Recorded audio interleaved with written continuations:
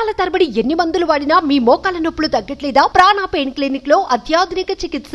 అగ్రరాజ్యం అమెరికాలోని భారతీయులపై దాడులు ఆందోళనకు గురిచేస్తున్నాయి. ఇటీవల కాలంలో చాలా మంది భారతీయులు అమెరికాలో హత్యకు గురయ్యారు. వివిధ కారణాలతో ఇండియన్లను చంపేశారు. తాజాగా ఒక్లహోమాలో మరో దారుణం చోటు చేసుకుంది. అమెరికా పౌరసత్వం కలిగిన భారతీయుడు హత్యకు గురయ్యాడు. చిన్న వివాదానికే ఓ వ్యక్తి ఒకే గుద్దుతో ప్రాణాలు తీసేశాడు. చనిపోయిన వ్యక్తి గుజరాత్ కు చెందిన హేమంత్ మిస్త్రీగా గుర్తించారు.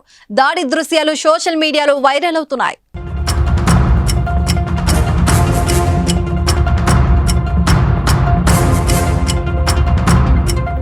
హేమంత్ ఓ హోటల్ మేనేజర్ గా పనిచేస్తున్నాడు. జూన్ 22న రాత్రి 10 గంటల సమయంలో రిచర్డ్ లూయిస్ అనే వ్యక్తితో ఆయనకు వివాదం జరిగింది. హోటల్ ప్రాంగణంలో లగేజ్ ఉంచొద్దంటూ హేమంత్ మిస్త్రీ కోరగా అతడు గొడవకు దిగాడు. ఇది కాస్త పెద్ద కావడంతో నిందితుడు ఆగ్రహంతో ఒకే గుద్దు గుద్దాడు. అతడి దెబ్బకు స్పృహ తప్పి పడిపోయిన మిస్త్రీని ఆసుపత్రికి తరలించారు. చికిత్స పొందుతూ జూన్ 23న ఆయన చనిపోయారు.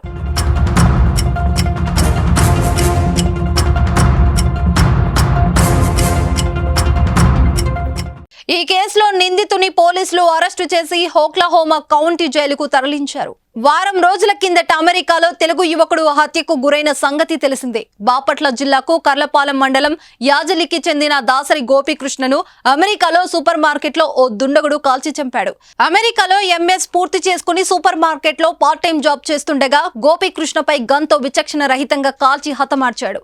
అంతకుముందు పలువురు భారతీయులు హత్యకు గురయ్యారు. ఇలాంటి ఘటనలు వరుసగా సంభవించడం కలకలం రేపుతుంది.